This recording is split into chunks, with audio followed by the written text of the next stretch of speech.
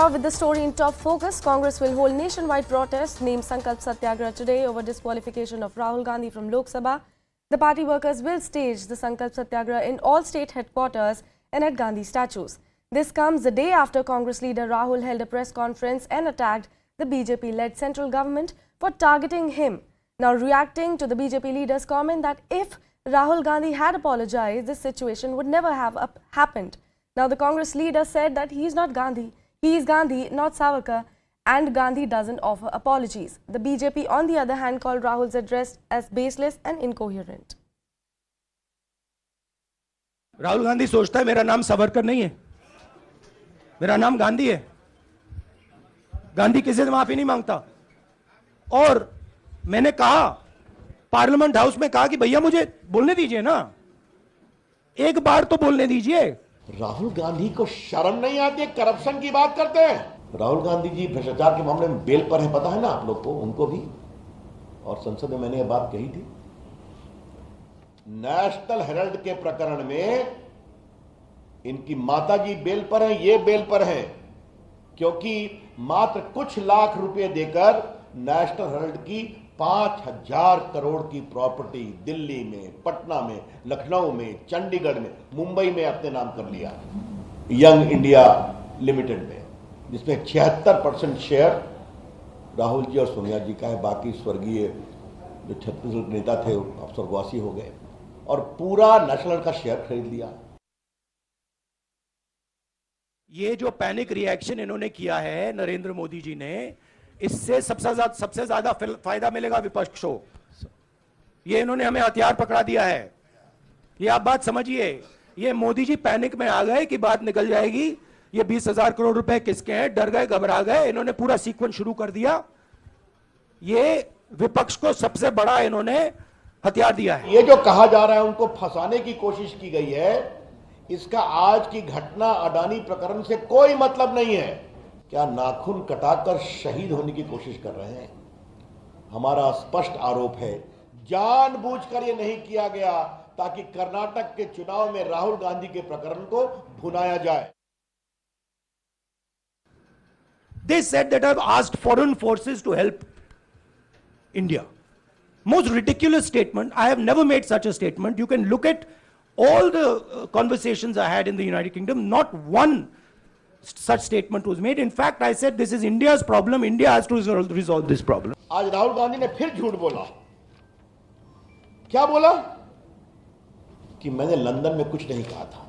तो लंदन में जाके बोला। आज उन्होंने क्या कहा? हमने कुछ नहीं कहा है ऐसा कि अमेरिका और यूरोप को इसके बारे में विचार करना चाहिए। राहुल गांधी ने आज फिर झूठ बोला है। तो झूठ बोलना राहुल गांधी की फितरत हो गई है। जब भी विदेश जाते हैं, भारत के लोकतंत्र का अपमान करना, भारत की संस्थाओं का अपमान करना, भारत के जनमत का अपमान करना उनकी आदत हो गई है। और मोदी जी पर तो वो क्या क्या नहीं बोलते हैं। तो सेना की शहादत का सबूत राहुल गांधी मानते हैं, और चीन के अपने ट्रस्ट में पैसे लेते हैं, ये भी आप सभी जानते हैं। दिखा दीजिएगा। ये देखिए, उनकी पूरी टिप्पणी सब कोर्ट पर है, कोई नई बात मैं नहीं कह रहा हूं। और याद करिए राहुल गांधी ने क्या कहा था कि हम लोग के फोन में पेगासिस लगाए, कहा था ना। तो क्या कहा? सुप्रीम कोर्ट की कार्रवाई में कहा, जिस नेता को लगता है उनके फोन में पेगासिस है तो उनका फोन दे दे। तो राहुल गांधी ने अपना फोन क्यों नहीं दिया? आप लोग तो कह रहे हो कि एक लड़ाई है, नाइंसाफी हुई है, लेकिन ये ऑर्डिनेंस तो पारित आपके सरकार ने की थी। दूसरी बार राहुल गांधी ने अगर वो फाड़ा नहीं होता तो शायद आज उनकी ये बीजेपी के वर्ड अगर मैं यूज करूं तो ये हालत नहीं होती। अधिकतम जो सजा है 2 साल की, ये 205 साल कर देता, अधिकतम सजा 5 साल की कर देते, उससे क्या फर्क पड़ता है? देखिए, बात ये है कि जो व्यक्ति हाई को पिटीशन डाला डिफॉर्मेशन का, और वही व्यक्ति हाई कोर्ट में स्टे ले लेता है, और जैसे राहुल गांधी जी भाषण करते हैं लोकसभा में, उसके 8 दिन बाद आप हाई कोर्ट से स्टे वापस ले लेते हैं, और उसके आनन फानन में महीने भर में फैसला आ जाता है। ये क्या है?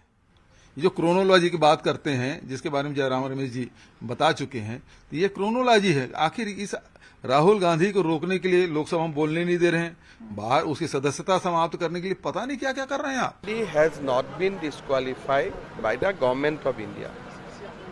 Rahul Gandhi has been convicted by a court of law. This is a judicial process. This is a judicial cycle. There is nothing political about it. So I don't think that any comment is required from our side on disqualification as well as the decision of the court. कोई apology नहीं किया। ये apology Narendra Modi ji के लिए नहीं था। ये apology due था सारे ओबीसी कम्युनिटी के लिए। तो आज भी आप देखिए कोर्ट वर्डिक्ट का बाद भी तो apology नहीं है। उन्हें समझ में नहीं आ रहा कि कानून से ऊपर कोई नहीं है। कोर्ट ने इनसे भी कहा आप माफी भी नहीं मांगेंगे और जाति सूचक को गाली देंगे। उनको पता नहीं होगा कि मोदी मतलब 2-4 फैमिली मोदी है। ये नरेंद्र मोदी का परिवार ही मोदी है। ये मोदी परिवार पूरे देश में है। तो आपको किसने अधिकार दिया? राहुल गांधी इस समय चर्चा के केंद्र में हैं। उनकी सदस्यता समाप्त की गई है, लेकिन उनके हौसले और साहस में कमी नहीं आई है, ये प्रसन्नता की बात है। कोई क्षेत्रीय पार्टी कांग्रेस को जगह देने वाली नहीं है, क्योंकि जगह देंगे तो उनकी जो सियासी जमीन है वो खिसक जाएगी। इसलिए बयानबाजी एक अलग बात है, और इसका क्या मतलब इमरजेंसी और बाकी चीज़ों से। कोर्ट का फैसला है, आपको स्वीकार करना चाहिए। तो कोर्ट ने सजा दी है, कोई बीजेपी तो सजा दी नहीं है। इसका बीजेपी से और सरकार से क्या संबंध है? तो ये राहुल गांधी ने केवल नरेंद्र मोदी को अपमानित नहीं किया है, ये इस देश की लाखों करोड़ों जो पिछड़ी जाति के लोग हैं उनका अपमान किया है। और ये कभी बर्दाश्त नहीं करेगा पिछड़ा समाज, और अगले चुनाव में इसका बदला लेगी देश का पिछड़ा समाज।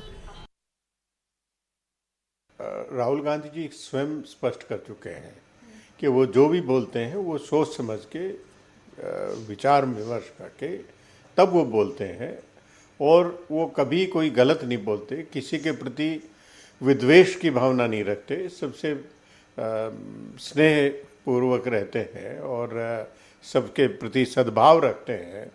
तो किसी कोई वजह नहीं है कि वो माफ़ी मांगे। पार्लियामेंट में की जो डिमांड उनके द्वारा रखी गई, तो पार्लियामेंट में भी उन्होंने सवाल पूछे थे, और सवाल पूछने का जो अडानी से और प्रधानमंत्री जी से क्या संबंध है उसके बारे में सवाल पूछे थे। इसमें तो कोई गलत बात नहीं। Believe that this entire episode of this disqualification and dramas are only one point agenda of Modi. The speech given by Rahul Gandhi on Adani in the Parliament House created all these issues.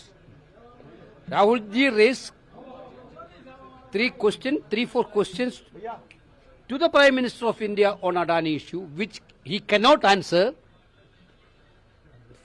After that, entire this issue has come out. ये लगातार कोशिश रही है इनकी कि इनको अपमानित कैसे किया जाए, इनके खिलाफ कार्रवाइयाँ कैसे हों। भेदभाव की शिकार हमेशा रीजनल पार्टीज रही हैं। पहले कांग्रेस करती थी, अब बीजेपी कर रही है। अब कांग्रेस को ये मौका मिला है कि रीजनल पार्टीज के साथ खड़े हो जाएं। रीजनल पार्टी के साथ अगर कांग्रेस खड़ी हो जाएगी तो भारतीय जनता पार्टी का मुकाबला किया जा सकेगा। सर, वो आज कांग्रेस के लोग मुंह पे ताला लगा के बैठे हैं। राहुल गांधी जी, आपने अपने मुंह पे ताला तब क्यों नहीं लगाया जब आप अपने मुंह से मोदी जाति के बारे में अपमानजनक शब्दों का इस्तेमाल कर रहे थे? क्या जिस ढंग से आपने जातिगत अपमान किया, ओबीसी का अपमान किया।